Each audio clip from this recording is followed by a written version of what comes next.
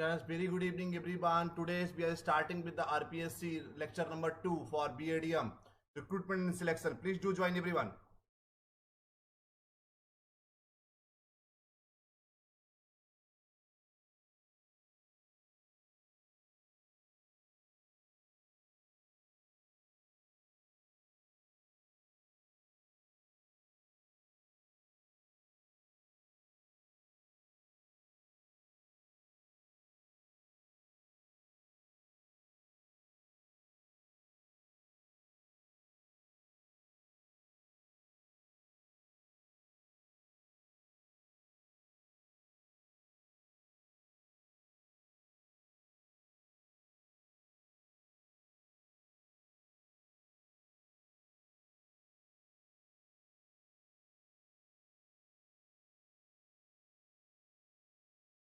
Please do join everyone so we can start the today's class.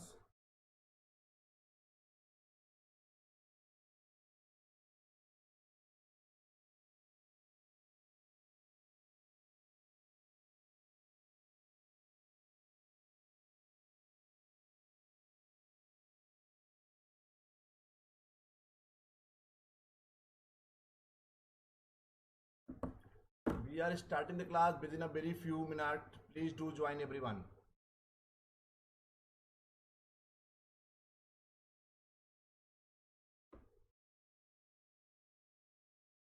Session को start करिए, सभी लोग join कर ले ताकि हम सेशन को स्टार्ट कर सकें with in the very few minute. ठीक है.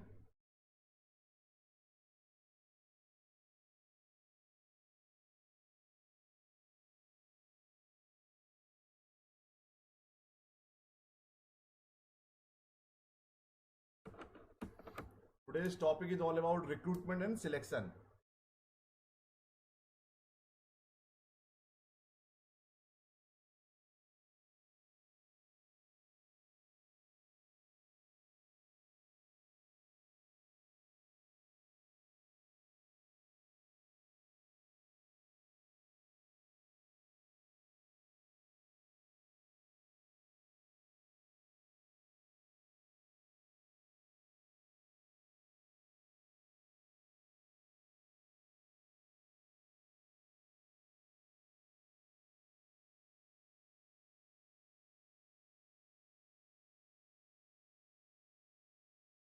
We are waiting for another 2 minutes and by the 5:35 we have to be start the classes.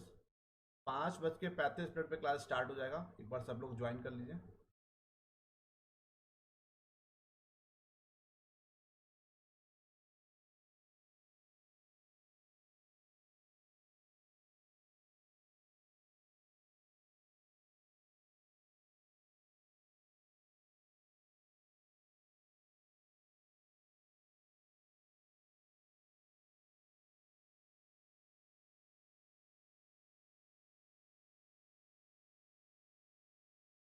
Today's topic is all about recruitment and selection.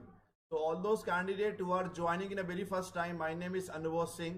Since last 11 years, I am taking the classes for UGC NET in Management, Commerce and Economics. And I used to work with various central and state government organizations. I used to work with IIM Lucknow, Lucknow University, LPU, Wit University, Sarda, IFMTR, UP government. Mentored and guidance more than 1000 plus candidates. 1000 से ज़्यादा बच्चे मेरे guidance में net JRF qualify कर चुके हैं management commerce और economics में. वैसे तो कई बार है but in the last few years I have been qualified 4 times JRF in a commerce and management. Published more than 20 research papers in index journals like Scopus, TR, UGC Care, UGC Listed, MBA International Business, MCOM, IB, MA Economics and PhD Applied Economics. So today's topic is all about recruitment and selection. तो recruitment और selection क्या होता है उन सब चीज़ों की हम लोग बात करेंगे. तो रिक्रूटमेंट क्या होता है. रिक्रूटमेंट एक नाम से समझना. Recruitment is all about the भर्ती. जिसको हिंदी मीडियम के जो बच्चे उनको बता दें, रिक्रूटमेंट को बोलते हैं भर्ती, सिलेक्शन को बोलते हैं चयन. ठीक है. तो recruitment is the process of finding and attracting the capable job candidate for employment. The process begin when the new recruits are sought and and when their applications are submitted. Recruitment का मतलब होता है भर्ती करना. जैसे कि हम आप लोगों ने आरपीएससी में अप्लाई किया है. आरपीएससी का जो नोटिफिकेशन आया था वो आया रिक्रूटमेंट नोटिस. तो रिक्रूटमेंट स्टार्ट होता है जहां से हम लोग एक कैपेबल इंसान को और जो अप्रोप्रिएट इंसान है उनको फाइंड आउट करना शुरू कर देते हैं। तो recruitment is the process of finding and attracting the capable job candidate for employment. तो रिक्रूटमेंट अगर दूसरी और बोले, recruitment is the pool of applicants. ज्यादा से ज्यादा लोग एक किसी नौकरी के लिए अप्लाई करें, ये रिक्रूटमेंट का एक मेन मोटो होता है।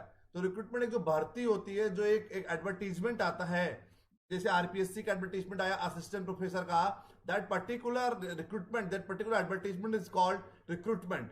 तो रिक्रूटमेंट ऑलवेज भी डू, हम लोग रिक्रूटमेंट क्यों करते हैं? We are doing the recruitment just because of to getting the more and more attract, getting the more and more candidate. जितने ज्यादा लोग अप्लाई करेंगे किसी पर्टिकुलर नौकरी के लिए, उतना सक्सेसफुल रिक्रूटमेंट माना जाता है।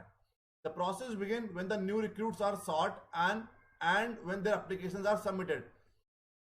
शुरू होता है जब कुछ नए रिक्रूटमेंट को हम लोग, नए रिक्रूट्स लोग कुछ अप्लाई करते हैं, नए रिक्रूट्स को, नए कैंडिडेट्स को हम लोग देखते हैं कि कौन कौन एलिजिबल है, कौन कौन एप्लीकेंट्स हैं जो अप्लाई करेंगे पर्टिकुलर जॉब के लिए। और एंड कब होता है? जब उनकी एप्लीकेशन सबमिट हो जाती है, कहां पर? जिस डिपार्टमेंट ने रिक्रूटमेंट का नोटिस निकाला है। इसलिए इसको ये भी बोलते हैं recruitment is the pool of applicants. हम लोग रिक्रूटमेंट में क्या करते हैं कि ज्यादा से ज्यादा कैंडिडेट्स को अप्लाई करने के लिए इंकरेज करते हैं, पूल ऑफ कैंडिडेट्स। क्योंकि ज्यादा से ज्यादा लोग अप्लाई करेंगे तो उसमें आप मोस्ट सुटेबल, मोस्ट अप्रोप्रिएट लोगों को आराम से चयन कर सकते हैं। तो recruitment is the process of finding and attracting the capable job candidate for employment. The process begin when new recruits are sought and end when their applications are submitted। तो रिक्रूटमेंट क्या होता है? भर्ती का जो नोटिस आता है, जो एडवर्टीजमेंट आता है न्यूज़पेपर में या इंटरनेट पे, उसको बोलते हैं रिक्रूटमेंट। और रिक्रूटमेंट में हम लोग करते क्या, जब हम लोग अप्लाई करते हैं, रिक्रूटमेंट का प्रोसेस वहीं पे खत्म हो जाता है। उसके आगे क्या शुरू होता है? सिलेक्शन, चयन करना शुरू होता है। सो मैक्सिमम ज्यादा से ज्यादा अप्रोप्रिएट कैंडिडेट, ज्यादा से ज्यादा लोगों को अट्रैक्ट करना और ज्यादा से ज्यादा लोग फॉर्म फिल करें, that is all about the motto of the recruitment. तो पूछता है रिक्रूटमेंट का मोटो क्या होता है? मैक्सिमम लोग अप्लाई करें पर्टिकुलर जॉब्स के लिए, that is all about the recruitment motto. पहला आया increase the size of applicants pool at a minimum cost.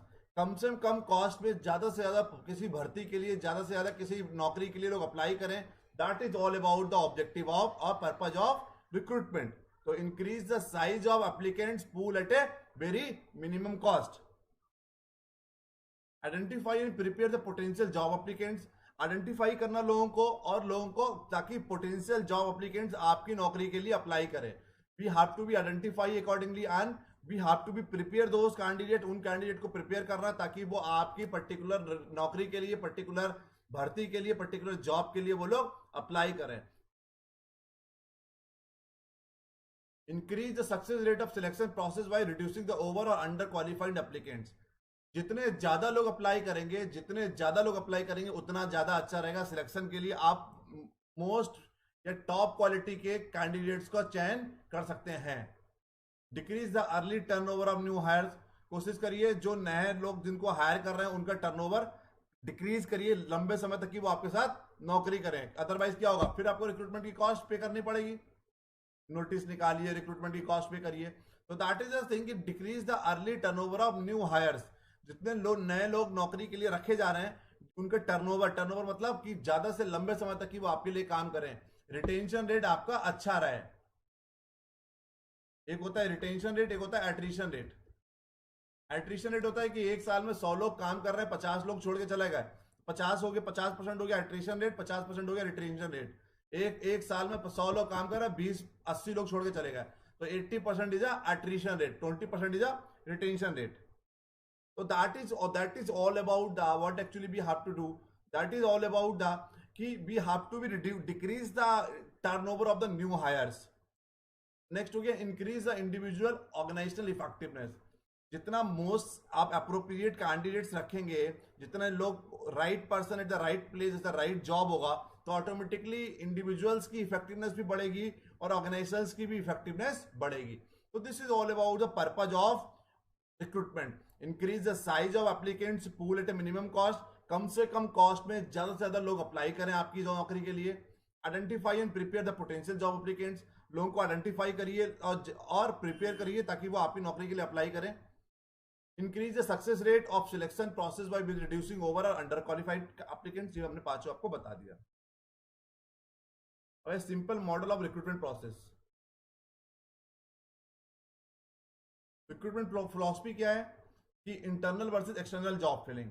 आपको इंटरनल से, इंटरनल मतलब within the organization, internal हो गया विद इन द ऑर्गेनाइजेशन, संगठन के अंदर से आप लोगों को रिक्रूट कर रहे हो उसको बोलते हैं इंटरनल, और एक्सटर्नल हो गया आउट ऑफ द ऑर्गेनाइजेशन।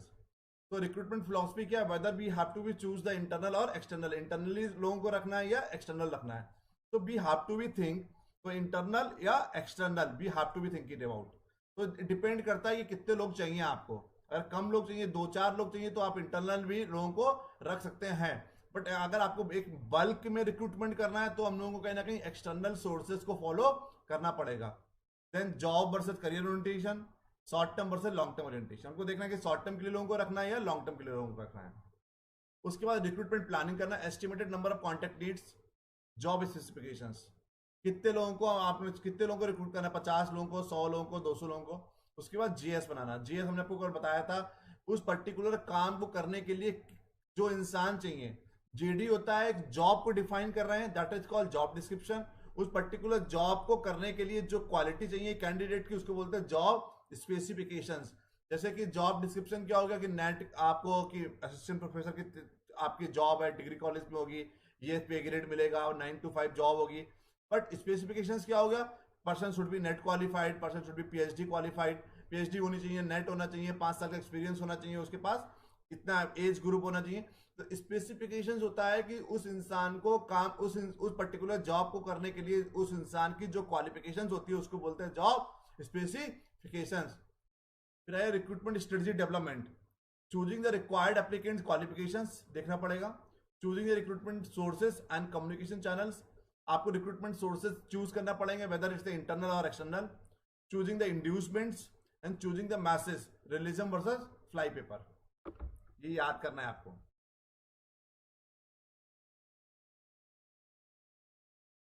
उसके आगे यहाँ पे, यहाँ तक की हो गया हमारा रिक्रूटमेंट स्ट्रेटजी डेवलपमेंट। उसके आगे हो गया recruitment activities, job posting, job को पोस्ट करिए, advertisement, other recruitment sources, follow up action and record keeping. ये तो बेसिक है, इसमें समझना नहीं है। जॉब पोस्टिंग करिए, आप न्यूज़पेपर में जॉब पोस्टिंग करिए, वेरियस वेबसाइट्स पे जॉब पोस्टिंग करिए, आप कंसल्टेंट्स के पास जाइए, जिस तरह से भी रिक्रूटमेंट करना चाहते हो तो आप भी have to do certain job posting. Advertisement देना पड़ेगा, रिक्रूटमेंट के सोर्सेज फॉलो करने पड़ेंगे, follow up the action, then record keeping. उसके बाद screening, selecting and employees, recruitment evaluations, recruitment का इवैल्यूएशन कैसे करेंगे, नंबर ऑफ जॉब फील्ड, आपको 50 लोगों को जॉब फील्ड करना था, आपने 50 को फिल कर पाया कि नहीं कर पाया। अगर 50 में 40 लोगों को फिल कर पाए, 10 लोग नहीं फिल कर पाए, तो आपने 80% रिक्रूटमेंट का, आपने 80% आपने रिक्रूटमेंट का, आपका इवैल्यूएशन क्या होगा कि 80% यू हैव डन राइट। ठीक है, तो that is all about the job field in a timely fashion.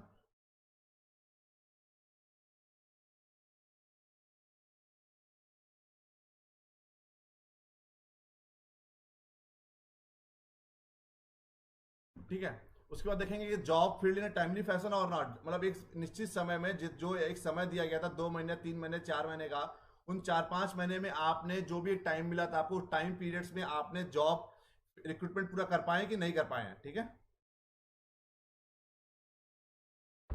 Cost per job field, हमारे टोटल आपने जॉब फील्ड करी 50 रुपए, कॉस्टिंग आई आपकी 1000 रुपए, तो कॉस्ट पर जॉब फील्ड कितनी हो गई, 20 रुपए। तो ये भी आपको पूछ सकते हैं कि कॉस्ट जॉब पर जॉब फील्ड कितना आता है। तो what ever the amount you have spent on that recruitment, जितना पूरे का पूरा पैसा आपने रिक्रूटमेंट पे खत्म किया, उसमें से उसमें से कितनी कॉस्ट में, कितनी जॉब्स में लोगों को आपने फिल किया। 1000 रुपीज खत्म किया, 50 आपने 50 जॉब फिल किया, तो क्या हो गई 20 रुपए, 20 rupees per job. That is all about the recruitment process. Start from here. Simple model of recruitment planning, recruitment philosophy, recruitment planning, recruitment strategy.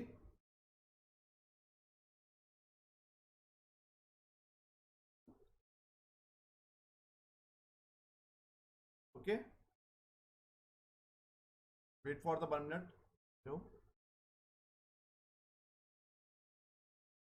Can you give me a call after 30 minutes? I'm in the class. You are calling from? Yeah, please give me a call after that.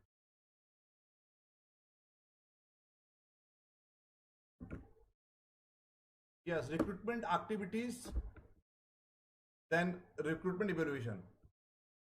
अब आए recruitment yield प्रॉमिट क्या होता है। देखिए lead generation कितना हुआ 1200 लोगों ने अप्लाई किया जॉब के लिए। कैंडिडेट इनवाइटेड 200 लोगों को आपने इंटरव्यू के लिए बुलाया। 150 लोगों का इंटरव्यू 150 लोगों का इंटरव्यू लिया।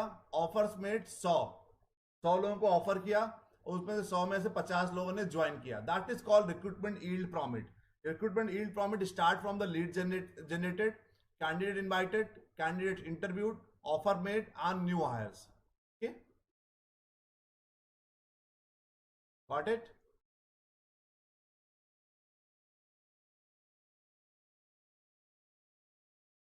Any doubt? किसी को कोई डाउट है तो बताइए। Anybody is having any doubt as of now?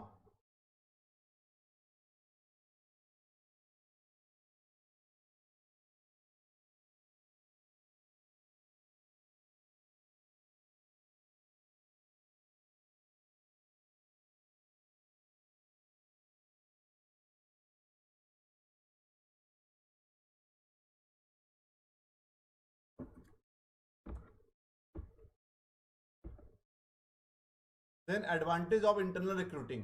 Recruitment के दो सोर्सेज होते हैं, एक इंटरनल एक एक्सटर्नल।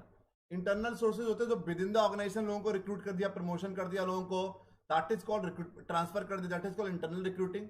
एक्सटर्नल रिक्रूटिंग होता है जब हम लोग बाहर से एडवर्टीजमेंट के थ्रू, कंसल्टेंट के थ्रू, जॉब कंसल्टेंसी हो गई हमारी, जॉब पोर्टल्स हो गए हमारे, उसके अलावा आउट प्लेसमेंट हो गए। तो कई सारे तरीके होते हैं हमारे एक्सटर्नल रिक्रूटमेंट्स के, हमारे बहुत सारे होते हैं, अभी आगे एक एक करके बताएंगे। इंटरनल रिक्रूटिंग के हमारे बेनिफिट्स क्या क्या होते हैं। देखिए लोअर कॉस्ट, कॉस्टिंग बहुत कम लगती है, आपको पता होता है कि कौन कहां पर है। तो क्योंकि एडवर्टाइजमेंट की कोई कॉस्टिंग आपको नहीं देनी होती, आपने अपने इंटरनल ऑर्गेनाइजेशन में बता दिया कि we are recruiting for certain post, you may apply. That is called कि इंटरनल रिक्रूटिंग में कॉस्टिंग बहुत मिनिमम आती है। Motivator for good performance, yes, आपने किसी को उठा के किसी का ट्रांसफर कर दिया या प्रमोशन कर दिया, तो कहीं ना कहीं जो और लोग होंगे, जो इंप्लॉय, जो ऑर्गेनाइजेशन में जो और लोग काम कर रहे हैं, उनके लिए एक मोटिवेशन बना रहता है कि suppose that I will be do very good job, तो एक समय के साथ मेरा भी प्रमोशन हो सकता है, मेरा भी ट्रांसफर हो सकता है। So motivator for good performance, suppose that all those persons are performing in a very well manner, तो जो लोग अच्छे से काम कर रहे हैं उन लोगों को तो प्रमोशन कर दिया, तो उसके अलावा जो लोग और उसके साथ में काम कर रहे हैं उन लोगों के लिए एक मोटिवेशन बना रहता है। Hire at entry level only, केवल एंट्री लेवल पे, बहुत ऊंची पोस्ट पे हम लोग इंटरनल रिक्रूटिंग से हायर नहीं करते। Familiarities with the organisations here, although जो लोग पुराने पहले से जो संगठन में आप में काम कर रहे हैं, पहले से जो ऑर्गेनाइजेशंस में काम कर रहे हैं, उन लोगों के पास एक आइडिया होता है, उन लोगों को फैमिलियर होते हैं, आपकी इंडक्शन की और आपकी ओरिएंटेशन की कॉस्टिंग आपकी बच जाती है। Improve the moral and securities, can identify the long term interest, और हम लोग एक लॉन्ग टर्म इंटरेस्ट भी आइडेंटिफाई कर सकते हैं एम्प्लॉइज का। अब आया how to recruit, internal source और एक्सटर्नल सोर्स, ये आगे बताएंगे अभी आपको। Disadvantage of internal recruiting, inability to find appropriate people. Sometimes क्या होता है कि आप अप्रोप्रिएट इंसान को रिक्रूट नहीं कर पाते, तो inability to find the inappropriate people, not in sometime, most of the time यही होता है जब हम लोग इंटरनल रिक्रूटिंग को फॉलो करते हैं, तो हम लोग अप्रोप्रिएट पीपल्स को, अप्रोप्रिएट लोगों को क्या करते हैं, हम लोग सिलेक्ट नहीं कर पाते हैं। Moral problem, political infighting, yes, एक पॉलिटिकल इनफाइटिंग भी हो सकती है between the employees. Need for strong training and development, yes, आपको बहुत एक स्ट्रॉन्ग ट्रेनिंग एंड डेवलपमेंट देना पड़ता है, क्योंकि जो लोग बाहर से आ रहे हैं उनके पास हो सकता है वो ट्रेंड हो, बट आपके संगठन में जो लोग काम कर रहे हैं पहले से, जो आपके ऑर्गेनाइजेशंस में काम कर रहे हैं, उसका उनके पास वो स्किल सेट ना हो, that is the only reason they are working for your organization. तो आपको उनका अगर रिक्रूटमेंट करना है किसी कोई पर्टिकुलर पोजीशंस के लिए, सो बहुत ज्यादा पैसा, बहुत ज्यादा एफर्ट, बहुत ज्यादा टाइम हमको देना पड़ता है ट्रेनिंग एंड डेवलपमेंट के लिए। अब आए एडवांटेज ऑफ एक्सटर्नल रिक्रूटिंग, अगर हम लोग बाहर से लोगों को रिक्रूट करते हैं, आउट ऑफ द ऑर्गेनाइजेशंस को अगर रिक्रूट कर रहे हैं हम लोग, तो introduce the new ideas and knowledge. अगर नए नए कॉलेज के लोग आएंगे, कोई आईटी से आ रहा है, कोई आईएम से आ रहा है, कोई सेंट्रल यूनिवर्सिटी से आ रहा है, so whenever we are recruiting from the external sources, तो न्यू आइडियाज भी आएंगे, उनके साथ साथ नॉलेज भी साथ साथ आएगी, तो chances of new ideas and knowledge will be increase. Reduce the need for training, उनको ट्रेनिंग कम प्रोवाइड करना पड़ता है, और लार्जर स्किल्ड पूल अवेलेबल, और पता है हम लोगों को मार्केट में बहुत बड़ा एक पूल, बहुत पूल मतलब बहुत ज्यादा लोग मार्केट में स्किल्ड लोग अवेलेबल हैं, उसमें से मोस्ट अप्रोप्रिएट को हम लोग सिलेक्ट कर सकते हैं। तो this is advantage of external sourcing. अगर एक्सटर्नल रिक्रूटिंग करेंगे तो हमें ये फायदा रहेगा, new ideas and knowledge, reduce the need for training, larger skilled pool available. Disadvantage problem of it, sometime हम लोग नए लोगों को जो रिक्रूट कर रहे हैं उनके साथ प्रॉब्लम होती है कि they are not able to fit in the organisation. तो problem of the fit, moral problem for internals, adjustment periods, relocation cost, decrease the incentive value of promotions. तो प्रॉब्लम ऑफ द फिट की होती है, कभी कभार वो लोग fit नहीं हो पाते ऑर्गेनाइजेशंस में। मोरल प्रॉब्लम्स फॉर इंटरनल्स, जो एक पुराने जो लोग ऑर्गेनाइजेशंस में काम कर रहे हैं उनको लगता है कि आपने बाहर से उठा के उसको हायर सैलरी दे रहे हैं। ये हमने बहुत बार फेस किया है whenever I have joined any organization. तो कई बार होता है कि आप हायर सैलरी पे हायर पोस्ट पे जा रहे हैं, तो it happens sometime like this. तो पुराने लोग हैं, उन लोगों को मोरल प्रॉब्लम हो जाती है। एडजस्टमेंट पीरियड, नए इंसान जब आपके ऑर्गेनाइजेशन में काम करने आएगा उसको 30 दिन 40 दिन कभी कभार 1 महीना 2 महीना उसको एडजस्टमेंट करने में समय लगता है। उसकी कॉस्टिंग कौन बियर कर रहा है? उसकी कॉस्टिंग तो ऑर्गेनाइजेशन को बियर करनी पड़ रही है। रिलोकेशन कॉस्ट, यार मुंबई से दिल्ली में किसी को ज्वाइन कराओगे तो उसको रिलोकेशन कॉस्ट भी, yes Ayushi fresh blood, relocation cost भी हमको देनी पड़ती है। Decrease the incentive value of promotions, decrease the incentive value of promotions.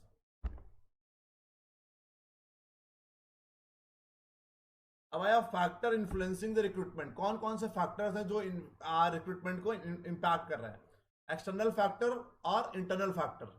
External factors हो गए सप्लाई एंड डिमांड। सप्लाई 50 की है, डिमांड 100 की है, तो 50 लोगों को रिक्रूट करना पड़ेगा।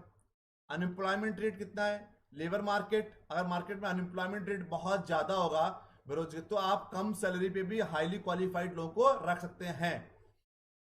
मार्केट में सप्लाई डिमांड की बात करेंगे, labour market, political social, sons of soil और इमेज।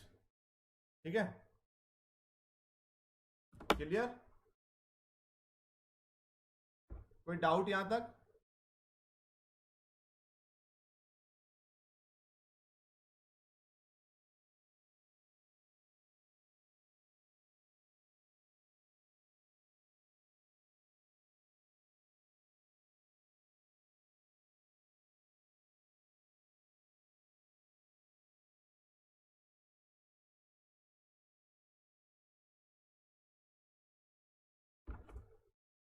ठीक है, तो ये आपके एक्सटर्नल फोर्सेस हैं कि आप सप्लाई मार्केट में सप्लाई कितने की है, डिमांड कितने की है, कितने लोगों को चाहिए, कितने लोगों को भर्ती करना है, अनएम्प्लॉयमेंट रेट क्या चल रहा है, लेबर मार्केट क्या है, पॉलिटिकल सोशल फैक्टर्स कौन कौन से। सन्स ऑफ सॉइल्स का मतलब होता है कि जो नेटिव लोग होते हैं, जैसे कि सऊदी अरबिया में भी हो गया कि 50%, अगर 100 लोगों को कंपनी में रखना है तो 50% लोगों को, जो नेटिव लोग हैं सऊदी अरबिया के लोग हैं, उनको आपको रखना है। इमेज, रिक्रूटमेंट की बात करेंगे, internal forces, recruitment, HRP, human resources planning, size of the firm, costing, growth and expansion. तो this is all about the external sources और इंटरनल फैक्टर्स जो हैं कहीं ना कहीं रिक्रूटमेंट को इंपैक्ट करते हैं। रिक्रूटमेंट हो गया हमारा, HRP हो गया, साइज ऑफ द फर्म कितना है, बहुत एक बल्क में रिक्रूटमेंट करना होगा तो एक अलग टाइप की पॉलिसी फॉलो करनी पड़ेगी, कॉस्टिंग कितनी बियर करना है, growth and expansion.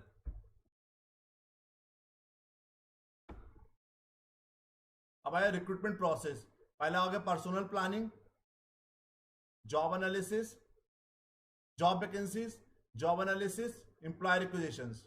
Job analysis में रिक्रूटमेंट करेंगे, planning, recruitment planning, number and type, कितने लोगों को आपने रिक्रूटमेंट करना है।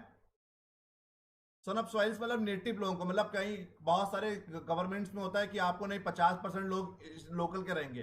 जैसे कि उत्तराखंड में मान लीजिए आपको अगर जॉब करना है तो उत्तराखंड में है कि 50% लोग उत्तराखंड के लोगों का रिक्रूटमेंट होगा। तो सन ऑफ सॉइल्स का मतलब कि जो नेटिव लोग हैं, उस पर्टिकुलर स्टेट के लोग हैं, उस पर्टिकुलर कंट्री के लोग हैं, उस पर्टिकुलर शहर के लोग हैं, उतने लोग, उस परसेंटेज को, उतने लोगों को तो वहीं के लोगों को नौकरी देना, बचा हुआ आप बाहर के लोगों को नौकरी रख सकते हैं। फिर जॉब वैकेंसी, रिक्रूटमेंट के बाद strategy development, where, how and when, कब करना है, कैसे करना है, कौन कब करना है रिक्रूटमेंट, हमको कैसे करना है, ये सब देखना होगा। उसके बाद एप्लीकेंट पॉपुलेशन कितनी है मार्केट में। फिर सर्चिंग द एक्टिवेशन, आप फिर एक्टिवेशन से सर्चिंग, मैसेज मीडिया, फिर हम क्या करेंगे, अब क्या करेंगे, फ्लो करेंगे, जो भी एडवर्टीजमेंट है उसका भर्ती करने का, उसको फ्लो करेंगे। अप्लीकेंट्स पूल, जितने लोग अप्लाई कर रहे हैं, स्क्रीनिंग करेंगे, potential at a hire, evaluation control, potential at a hire, potential लोगों को हायर कर लेंगे, and then finally selection. Evaluation control हमने आपको बताया था कि कितने लोगों को, आपको 50 लोगों को रिक्रूट करना था, आपने कितने लोगों को रिक्रूट कर पाया, 40 लोगों को, 30 लोगों को, 25 लोगों को। That is all about the recruitment, evaluation and the control. So this is all about the recruitment process we are talking about. आज क्लास थोड़ी सी due to certain time periods, कुछ थोड़ा सा एक emergency, I have to be go outside, तो आज class केवल 30 मिनट चलेगी। बचा हुआ रिक्रूटमेंट हम लोग कल खत्म करा देंगे, ठीक है। ये रिक्रूटमेंट सोर्सेज ये बहुत वेरी वेरी इंपॉर्टेंट है। यहां से 100% 3 से 4 क्वेश्चन आएंगे, 100%।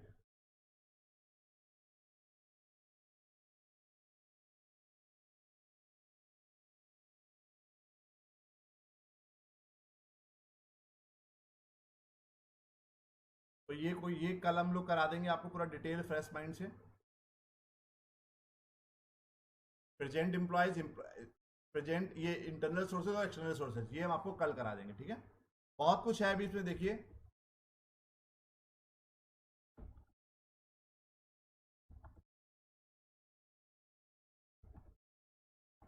तो आज के लेक्चर हम लोग यहीं पे खत्म करते हैं, कल मिलेंगे आपको नए टॉपिक, इसी रिक्रूटमेंट और सिलेक्शन का फर्दर टॉपिक के साथ, ठीक है। तो once again thank you so much for joining बच्चों, टेक केयर।